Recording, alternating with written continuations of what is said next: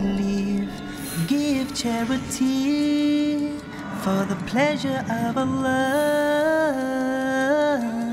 the pleasure of Allah. Oh, you who believe, read the Quran every night of Ramadan, night of Ramadan. Welcome, O Ramadan. It is Ramadan. It is Ramadan.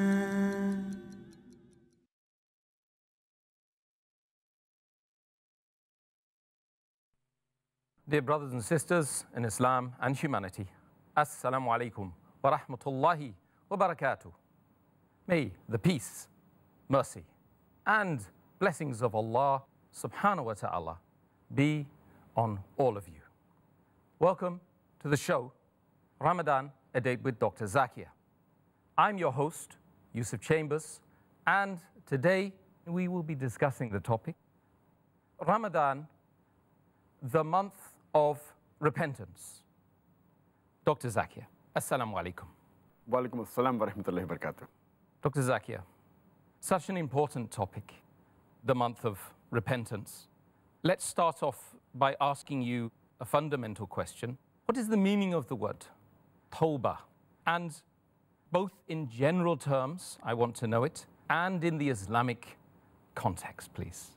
The Arabic word Toba literally means to return or to come back. And in the Islamic context, in the Sharia, it means a person who leaves the things which Allah subhanahu wa ta'ala has prohibited, and he returns back to the things which Allah subhanahu wa ta'ala has commanded. So in short, it means a person leaving the acts which Allah has prohibited, and he returns back to the acts which Allah subhanahu wa ta'ala has commanded. And this aspect of Tawbah or repentance is present in all the religions that believe in the concept of God. And Allah subhanahu wa ta'ala speaks about Tawbah and repentance in the Quran in several places, including Surah Nur, chapter number 24, verse number 31, where Allah says, "O you who believe, turn all together in repentance to Allah subhanahu wa ta'ala so that you may attain bliss." Allah repeats a similar message in Surah Baqarah, chapter number 2, verse number 222, where Allah says that Allah loves those who turn to Him in repentance, and Allah loves those who are clean and pure. And a similar message is given in the hadith of our beloved Prophet Muhammad sallallahu alaihi wasallam. It's mentioned in Sahih Bukhari, volume number 8, Book of Applications, hadith number 6309, where our beloved Prophet Muhammad sallallahu alaihi wasallam said, Allah subhanahu wa ta'ala is more pleased when his servant seeks repentance than any one of you when he finds his camel which has been lost in the desert. That means Allah subhanahu wa ta'ala is very pleased when anyone seeks his repentance, asks for forgiveness, and he forgives them. So, in short, Tawbah means repentance, which means leaving the act which is prohibited by Allah subhanahu wa ta'ala and returning back to the acts which He has commanded. In short, it's a journey from the dislike, the thing which is liked by Allah subhanahu wa ta'ala. Subhanallah. May Allah accept our Tawbah in that case. Inshallah. Dr. Zakir, what is the essential difference between the term Tawbah and the term Mcfee, meaning, I believe, forgiveness? Mcfee means forgiveness, and istighfar means seeking forgiveness. Istighfar, the meaning is of two types.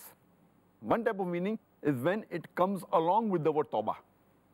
And the other meaning is when it comes individually.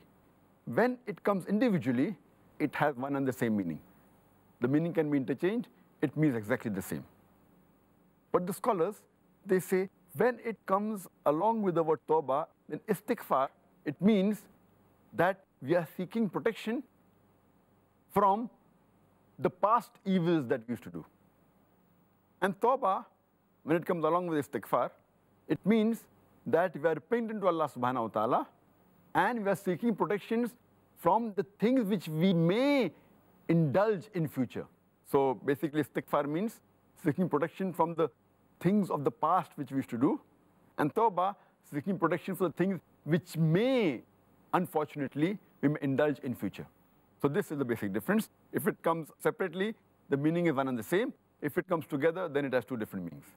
It's good we're going through this technical definition phase in every episode. I think this is something which is missing amongst the brothers and sisters, is the real understanding of the basic terms. The next question really for me would be, why is it such a special thing to seek repentance during this holy, blessed month of Ramadan? This month is special because Allah subhanahu wa ta'ala, He forgives His slaves, His servants, the maximum in this month. Therefore, it is given the title Ramadan, the month of forgiveness.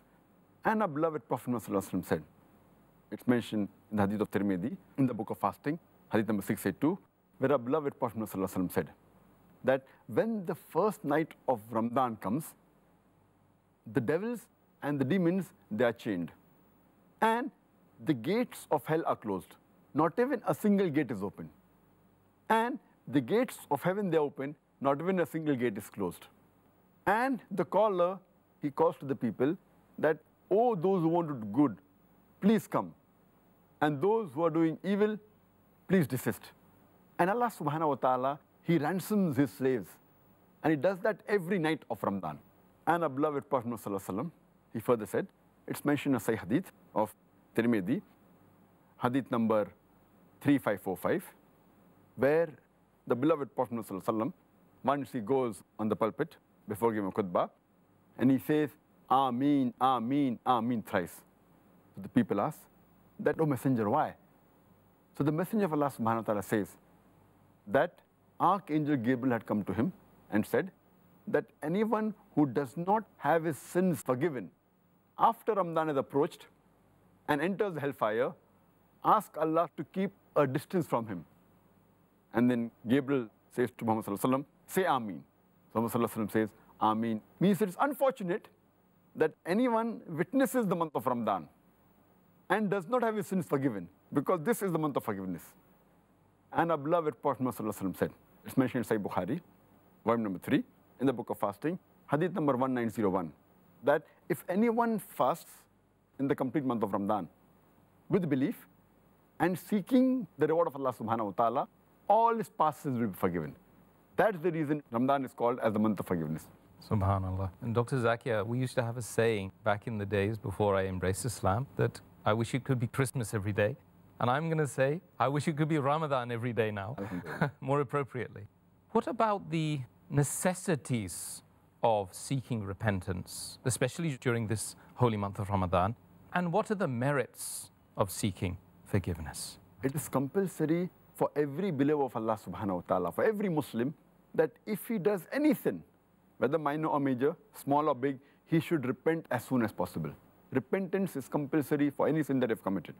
And Allah says in the Quran, in Surah Nur, chapter number 24, verse number 31, "O you believe, turn altogether in repentance to Allah subhanahu wa ta'ala, so that you may attain bliss, so that you may become successful, so that you may enter paradise." Allah gives a similar message in Surah Tahrim, chapter number 66, verse number 8, that, "O you believe, turn to Allah subhanahu wa ta'ala with sincere repentance." And Allah further says in the Quran, in Surah Hud, chapter number 11, verse number 3, that ask for forgiveness to Allah subhanahu wa ta'ala and seek His repentance so that He may do good to you. Allah subhanahu wa ta'ala says in the Quran, in Surah Shura, chapter number 42, verse number 25, that He accepts repentance and forgives sins and asks for forgiveness. For Allah subhanahu wa ta'ala is of forgiving and most merciful.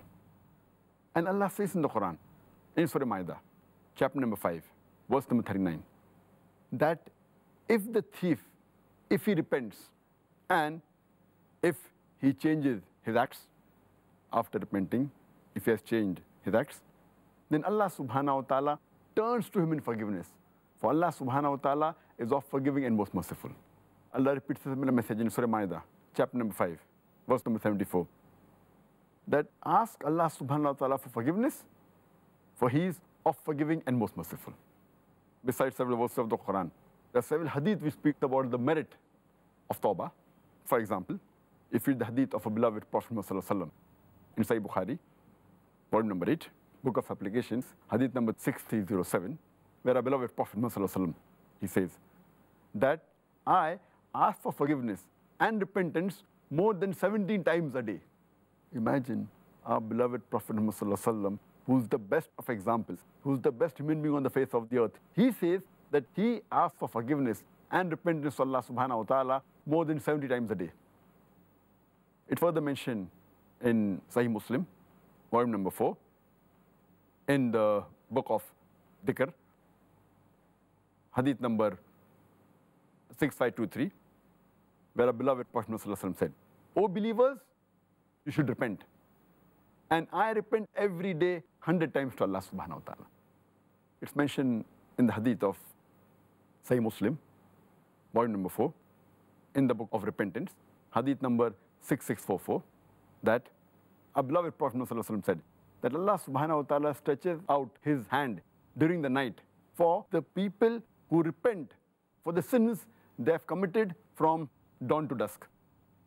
And Allah subhanahu wa ta'ala stretches out his hand during the day for the people who repent for the sins they have committed from dusk to dawn, until the sun rises from the west. That means until the day of resurrection. That means Allah subhanahu wa ta'ala will forgive your sins until the day of resurrection, whoever repents. A similar hadith is mentioned in Sahih Muslim, volume number 4, in the book of Dhikr, hadith number 6525, where our beloved Prophet Muhammad said that Allah subhanahu wa ta'ala will keep on forgiving for anyone who repents until the sun rises from the west. That means Allah subhanahu wa ta'ala will forgive the sins until the day of resurrection if any of his slaves, any of his servants ask for forgiveness. Further, it's mentioned in Sahih Bukhari, volume number 8, in the book of Riqaq, hadith number 6438, where the beloved Prophet Muhammad said that if the son of Adam was given a valley of gold, he would yet want a second one. And if a second valley of gold is given to him, he would want the third. For there is nothing that fills the stomach of the son of Adam except dust. This shows that the greed the human beings have, and irrespective of how much ni'mah Allah gives, he always seeks for more and more. Rather, he should repent and ask for forgiveness. And there's a different version of the hadith that quoted earlier. It's mentioned in Sahih Muslim, volume number 4, in the book of Dhikr, hadith number 6613, where our beloved Prophet Muhammad said that Allah subhanahu wa ta'ala is more pleased when his servant repents, when his servant asks for forgiveness, than a person who, while traveling on his camel in the desert, he stops for rest and he sleeps beneath a tree. And when he wakes up, he sees his camel laden with goods. He's not there. So he climbs on a mound and he tries to find the camel, he does not find it. He climbs on the second mound, but yet doesn't find it. He climbs on the third mound, he doesn't find it. Then he turns back to the original position, and there he sees his camel laden with the goods. And he's so happy. So Allah subhanahu wa ta'ala is more happy than a person who finds his lost camel laden with goods in the desert. Allah is more happy than that when a person asks for forgiveness when he repents. So these are the merits of repentance and Tawbah. It reminds me of my own journey to Islam once again. Month of Ramadan, this is when I found my fitrah. Alhamdulillah. Dr. Zakir, could you explain to us, in brief or at length, depending on the answer, what are the main benefits of seeking repentance during this blessed month of Ramadan? The benefits of seeking forgiveness, repentance, Tawbah, is according to Imam Raghib Isfahani. He gives 3 benefits for a person who repents. Number 1, it patches up the fault that a person has, and he realizes the point of entry into the heart of the devil. He realizes this is the point which is weak, through which the devil can enter. And this makes a person more aware and evasive of the evil. Number 2 is that the person, he feels embarrassed and he's fearful of the Lord Allah subhanahu wa ta'ala. And that brings in him the humility and the humbleness. Number 3, a person who has tasted the evil and then comes back to the good, he has the taste of both the good and the evil. He has the taste of sweet as well as the bitter. So when he sees other brothers, other human beings committing the same fault, he is soft towards them and he forgives them and he helps them. According to Imam Ibn Qayyim, he gives 6 benefits for a person who repents. Number 1, when a person repents, it is the best thing that Allah loves. Allah subhanahu wa ta'ala loves when a person repents and he asks for forgiveness, because when a person repents, he's very close to Allah subhanahu wa ta'ala. And you find humility and humbleness. Number 2, the act of repentance is one of the best acts of worship. Where Allah subhanahu wa ta'ala, he realizes that his slave, that his servant, he has come back to the true path and he asks for forgiveness and he believes in Allah subhanahu wa ta'ala. And it makes Allah subhanahu wa ta'ala, as I mentioned earlier, that more happier than a person when he finds his camel which is lost. Number 3, it brings humility and humbleness in a person. So he starts believing in the Creator Allah subhanahu wa ta'ala much more than before. Number 4, when a person repents, his heart is broken. And this is the time when Allah subhanahu wa ta'ala, he hears the du'as, the repentance. As the beloved Prophet ﷺ said, Mcfee ibn Majah, volume number 3, book of fasting, hadith number 1752, that Allah subhanahu wa ta'ala hears the supplication of 3 people. One is a just ruler or imam. Second is the person who is fasting. And the third, a person who is oppressed. In another hadith, it says that Allah subhanahu wa ta'ala hears the supplication of 3 people who are either traveling, fasting, or oppressed. Here it indicates that all these 3 types of people, their hearts are broken. So Allah subhanahu wa ta'ala comes closer to the servants when the hearts are broken, and Allah subhanahu wa ta'ala helps them and gives them mercy.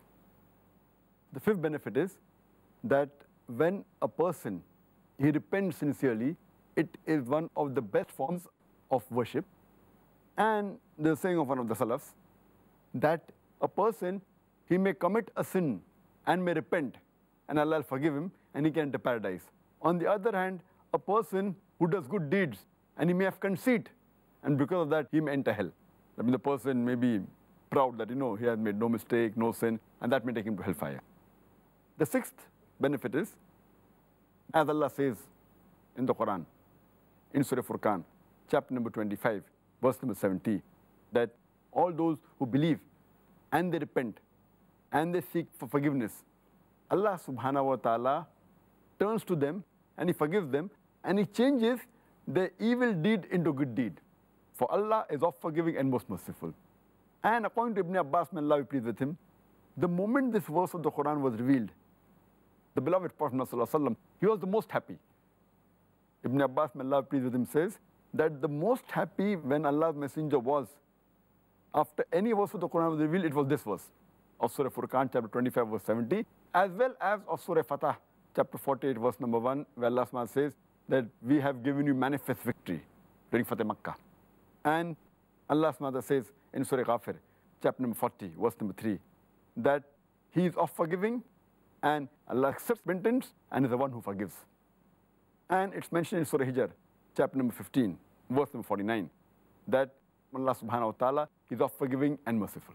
Jazakallah khair, Dr. Zakir. Regarding another important aspect, how Allah subhanahu wa ta'ala accepts Towba, repentance, what are the prerequisites for sincere Towba? And could you possibly enlighten us with some prophetic traditions of some of the prophets making Towba to Allah subhanahu wa ta'ala? Allah says in the Quran, Surah Tahrim, chapter number 66, verse number 8, that, Ya allazina amanu, O you believe, turn to Allah subhanahu wa ta'ala with sincere repentance. And there are basically 5 prerequisites for Allah subhanahu wa ta'ala to accept Tawbah. Number 1, the person should accept that he's doing is wrong. Number 2, he should immediately stop it. Number 3, he should seek forgiveness from Allah subhanahu wa ta'ala. Number 4, he should not commit that act again. And number 5, if he has taken something from any other human being, and if he can return it, he should return it back. For example, if he has robbed some money, he should return the money back. If he has taken some wealth, he should give the wealth back. If he can undo the harm, he should do it.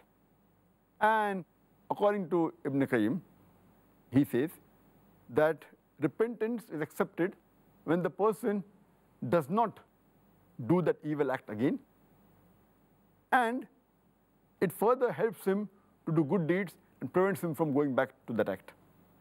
According to Imam an-Nawawi, he says there are 3 prerequisites for any Toba to be accepted. Number 1, he should stop the act what he's doing. Number 2, he should ask for forgiveness. Number 3, he should not do it again. And he says there's a 4th requirement: if he has done some harm to any other human being, then he should undo it if he can.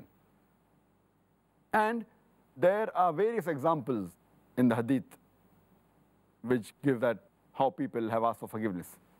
It's mentioned in the hadith of Sahih Bukhari, volume number 4, in the book of Stories of the Prophets, hadith number 3470, that there was a person who had committed 99 murders.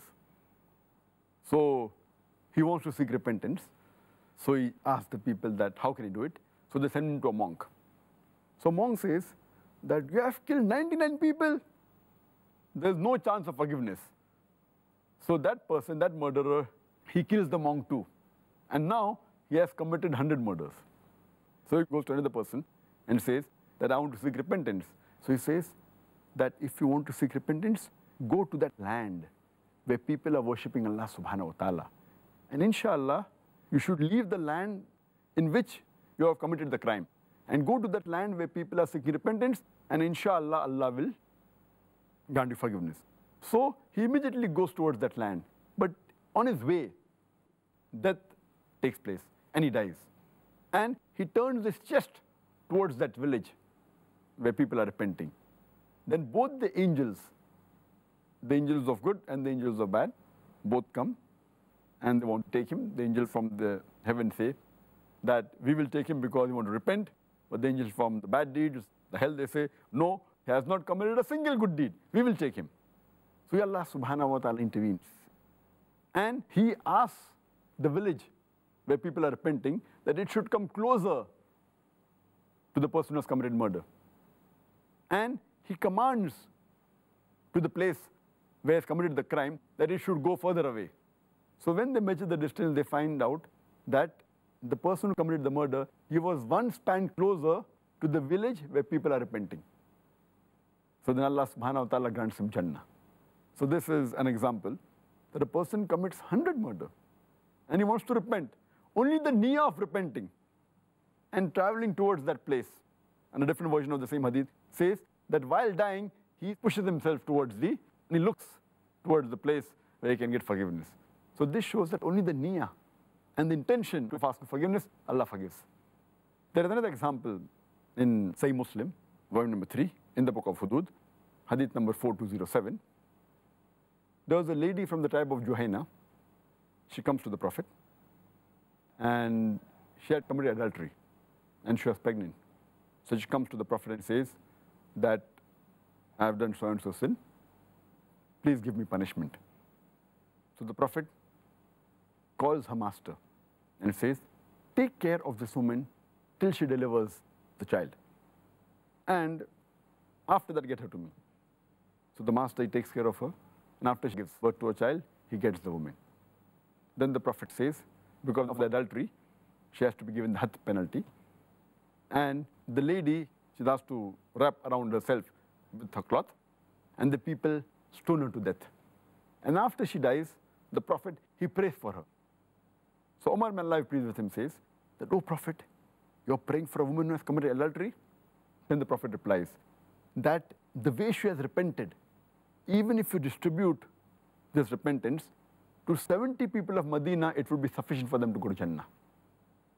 Who can repent better than the woman who is willing to give her life for the sake of Allah subhanahu wa ta'ala? A similar example is given in Sahih Muslim, volume number 3, in the book of Hudud, hadith number 4205, that Ma'az bin Malik, may Allah be pleased with him, he comes to the Prophet and he says that, please purify me. The Prophet says, woe to you. Go and ask for forgiveness to Allah subhanahu wa ta'ala and you repent. The person, he goes back, again he comes and says, that, O messenger, please pardon me. He says, woe to you. Ask for forgiveness to Allah subhanahu wa ta'ala and you repent. Again the person goes. Again he comes for the third time. O messenger of Allah, please purify me. He says, go away from here. Ask for repentance. Ask for forgiveness to Allah subhanahu wa ta'ala. Again the fourth time he comes and he says to the Prophet, please pardon me. The Prophet says, from what? So Ma'az, may Allah be pleased with him, he says that from adultery. So he says, are you mad? Have you gone crazy? So the person says, no, I'm not mad. Then the Prophet asks, that are you drunk? Did you have khamar? Did you have wine? So the other people get up and they smell his mouth. They said, no, Prophet. He said, no khamar. He said, did you really commit adultery? He says, yes, I've committed adultery. And I want the punishment for the sin I've committed. So Prophet ﷺ asked the people to stone him. And he was stoned to death. After stoned to death, there's a controversy between the Sahabas and the two groups of people. One group of people say that he has been undone. That means it's a pity that he will not get Mcfee, has been undone. The other group says, Allah subhanahu wa ta'ala has accepted Ma'az, may Allah be pleased with him. Allah has accepted his repentance and he shall go to Jannah. This happens for 2 or 3 days. Then the beloved Prophet ﷺ comes and then he tells to the Sahabas that pray for Ma'az ibn Malik because he has repented for his sin. And if you distribute his repentance, even in a large number of people, in a group of people, it will be sufficient. Here it shows that the people, they committed a major sin, but they repented. They were even willing to have themselves killed because both these people knew very well that the punishment for adultery was death, it was going to death. So here it shows that the high level of taqwa they had, the sincere repentance, that they ask from Allah subhanahu wa ta'ala and Allah forgives them. Some beautiful examples and stories from wonderful companions of the Prophet Muhammad sallallahu alaihi wasallam. Thank you very much for that, Dr. Zakir. What are the special elements which go together to make a sincere repentance? There are 4 things required. Number 1, a person should realize the power of Allah subhanahu wa ta'ala, his power and his greatness, that if he wants to punish you, he can punish you immediately. So this will make a person repent. And we should not look at the minuteness of our sin. We should look at the greatness, forgiveness of Allah subhanahu wa ta'ala. As Allah says in the Quran, in Surah Nuh, chapter number 71, verse number 13 and 14, Allah says that what has happened to you? Don't you have hope in the kindness and forgiveness of Allah subhanahu wa ta'ala? That He created you in different stages. So if you know the mightiness of Allah subhanahu wa ta'ala and He's going to forgive you, inshallah you'll repent. Number 2, everyone should realize that one day he's going to die.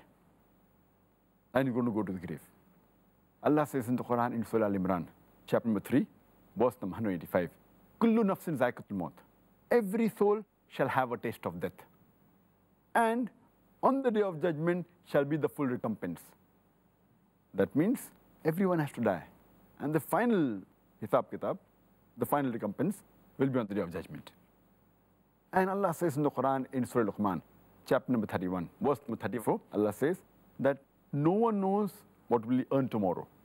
And no one knows in which land will he die. So we have to realize that everyone has to die. And we don't know when will that time come. So that will help us in repenting as soon as possible. We don't know when is our last hour. The third point is that all the rewards for this world and the akhirah is based on your deeds for your akhirah. What you're going to do for your akhirah, the deeds for your akhirah will actually reward you in this world and the akhirah. That's very important. And Allah says in the Quran, in Surah Fatir, chapter 35, verse number 5, that the promise of Allah is true. And let not this present world deceive you, and let not the chief deceiver deceive you against Allah subhanahu wa ta'ala. That means we have to be careful that all our acts and deeds should basically target about the akhirah, about the hereafter. And there's a hadith mentioned in Tirmidhi, hadith number 2320, where the beloved Prophet ﷺ said that this world for Allah subhanahu wa ta'ala is equivalent to the wing of a fly, and Allah subhanahu wa ta'ala would not allow a disbeliever even to have a handful of water from it. This world, in comparison to the hereafter, is like a wing of a fly, and He would not allow a disbeliever even to have a handful of water.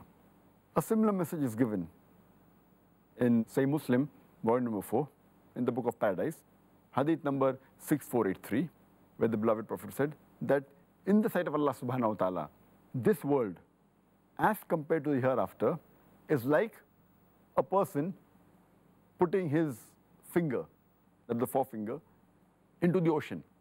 And when he gets it out, whatever is stuck to the forefinger is like the present world. The present world, just hardly some little water that gets stuck to the forefinger. That's equivalent as compared to the mighty ocean. That is the hereafter. So little is the significance of this world as compared to the hereafter. So therefore, we should realize that this life is a test for the hereafter. As Allah says in the Quran, in Surah Mulk, chapter number 6 and verse number 2, Allazi khalaqal mauta wal hayata. It is Allah who has created death and life to test which of His good deeds. The fourth point is that human beings should realize that the punishment can be expedient in this world. And whatever punishment they get, it is because of their sin. Whatever calamity takes place in this, it is basically for their sin. As Allah says in Surah Zukhruf, chapter number 43, verse number 76, that no wise shall we be unjust to them, but it is they who have been unjust to themselves. So these 4 points are very important to be remembered.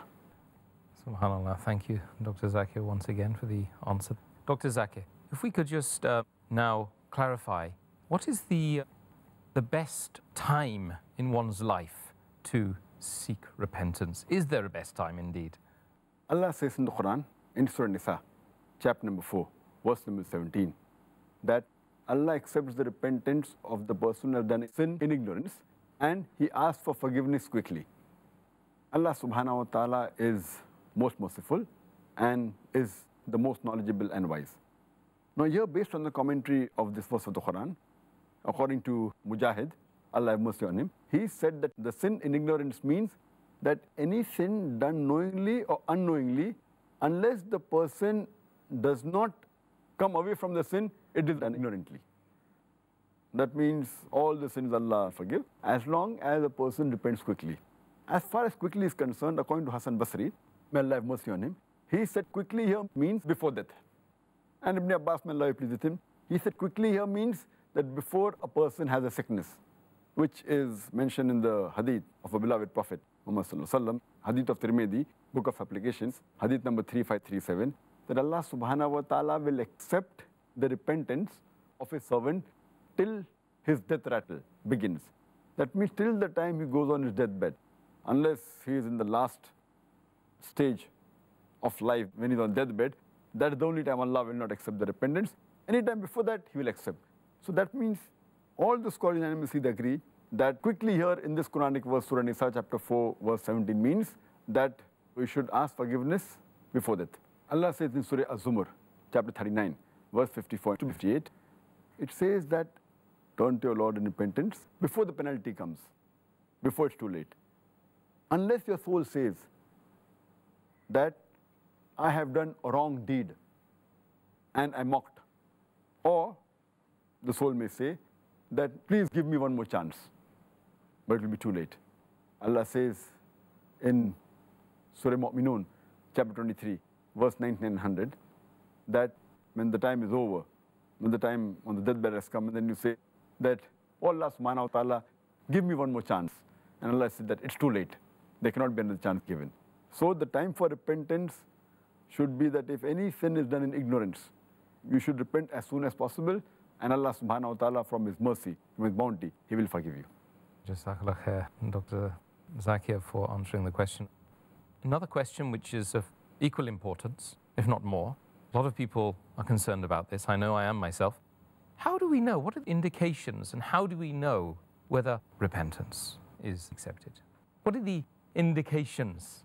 The indication as far as for repentance to be accepted by Allah subhanahu wa ta'ala, number one is that you do not commit the same sin again, and your good deeds keep on increasing and your bad deeds keep on decreasing. This is number one sign that Allah has accepted your repentance.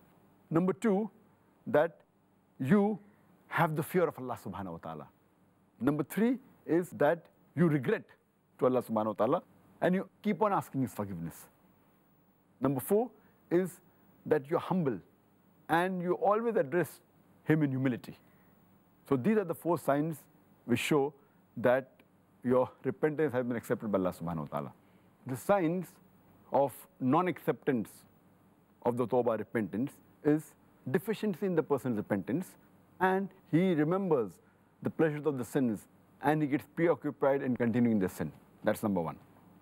Number 2, he is so sure that his repentance will be accepted as though he has got immunity and he's immune to it and surely he'll be forgiven. That's number 2. Number 3 is that his eyes don't cry and his heart is hardened. Number 4, there's no increase in the good activities that he's doing, no increase in the good deeds. And our beloved Prophet ﷺ said, it's mentioned in Sahih Muslim, volume number 4, in the book of repentance, hadith number 6621, that if the people do not commit any sins, Allah subhanahu wa ta'ala will wipe them out and replace with the people who commit sin and who ask for forgiveness so that Allah can forgive them. Now here, if you understand this hadith, it will look very odd that does Allah want us to do sin? If you don't do sin, Allah will remove you. What it means that there are some people who may do sin and who may ask for forgiveness and repent and may come closer to Allah subhanahu wa ta'ala and the good deeds will increase. And these people will go to Jannah. On the other hand, some people who do good deed and they have a conceit. They're so proud of themselves and that will take them to the hellfire. So Allah says that if there's a group of people who don't do sin, Allah will replace them with the people who do sin so that they will ask for forgiveness and Allah will forgive them. That means you should have humility. So these are the signs for not acceptance of your tawbah. May Allah subhanahu wa ta'ala continue to accept repentance and our tawbah, Dr. Zakir. There is another question which I have, which is just to end this particular session, this particular show, and that is there any limitation to the sins that Allah subhanahu wa ta'ala can accept our tawbah for? As far as Allah's forgiveness is concerned and His mercy is concerned, every surah, every chapter of the glorious Quran, it begins with the beautiful formula, Bismillahir Rahmanir Rahim. In the name of Allah, most gracious, most merciful. Every surah except for chapter number 9, Surah Towbah.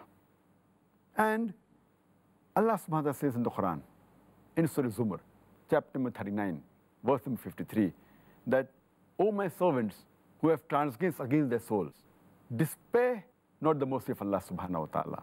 For Allah can forgive all sins. Allah is of forgiving and most merciful. Here Allah says that whatever your sin may be, Allah subhanahu wa ta'ala, He can forgive any of your sins as long as you repent. If you repent the right way and if you ask forgiveness, Allah will inshallah forgive you. And our beloved Prophet said, it's mentioned in Sahih Hadith of Ibn Majah, Hadith number 4251, the beloved Prophet said that every son of Adam, he commits sin. And the best is the person who repents. If you commit sin, no problem, but if you repent, then you're the best person. Repentance is very important. It's mentioned Hadith of Tirmidhi, Hadith number 3540, where a beloved Prophet said that Allah says, O son of Adam, you may do any sin, and I will forgive all your sins. Even if your sins reach to the clouds in the sky, I will forgive them. You ask me for mercy, and I will forgive you. It's further mentioned Hadith of Sahih Muslim, Hadith number 6246, where the beloved Prophet said that Allah says, even if you do sin day and night and ask for forgiveness, I will forgive you. You ask me for pardon, and I will forgive you. It's mentioned in Sahih Bukhari, volume number 8, Hadith number 5999. There were some prisoners of war who were released, mainly children and women. And one lady, she searches for a son, and she cannot find a son. The moment she sees any child, she breastfeeds that child. Then another child she sees, she breastfeeds the child. Finally, she finds her own child. So the Prophet asked the Sahabas that when this woman finds her son, even if he has done a sin, then will she throw the son in the fire? They said no. Allah subhanahu wa ta'ala loves His servants. Even if they commit sin, more than the lady loves the child. So based on this, we realize Allah subhanahu wa ta'ala is willing to forgive any of your sin as long as you repent. And just a last quotation, Allah says in the Quran, and in Surah Nisa, chapter number 4, verse number 48, that if Allah subhanahu wa ta'ala pleases, He can forgive any sin, but the sin of shirk, He'll never forgive. Here it means that if a person does shirk and repents before he dies, before the death rattle, inshallah Allah will forgive even the sin of shirk. If he repents and comes to the straight path and believes in one Allah subhanahu wa ta'ala, believes in Tawheed, Allah will even forgive him his sin of shirk, which is the biggest sin. But if he dies as a mushrik, after he dies, Allah says here that He will not forgive the sin of shirk. Any other sin, if He wishes, He may forgive, but the sin of shirk, He'll never forgive. Shirk is the biggest sin. So from here we come to know that Allah subhanahu wa ta'ala is the most merciful and is willing to forgive the sins of His servants. Subhanallah. Indeed, Allah subhanahu wa ta'ala is the most merciful. Dr. Zakir, thank you very much for answering all the questions on the topic today. It's such an important topic it was. Myself, I feel sure that now I will know exactly how to ask Allah subhanahu wa ta'ala during this wonderful month of Ramadan and use every breath of the 30 days, inshallah, for the benefit. Allah accept all our repentance in this glorious month. Ameen, ameen. All of the Muslims, inshallah. And let's hope that some of the non-Muslims will take the benefit of this wonderful month and they also will ask with sincerity and the correct methodology for Allah subhanahu wa ta'ala's guidance, and Allah will accept their repentance as well. Inshallah. Dear brothers and sisters, we come to the end of the show. We weren't able to answer all of your questions regarding the topic, but inshallah, tomorrow we will endeavor to answer all of those questions. So, join us tomorrow when we will be discussing the topic, Ramadan, the month of supplications. Assalamu alaikum wa rahmatullahi wa barakatuh. حافظين ذاكرين قانتين خاشعين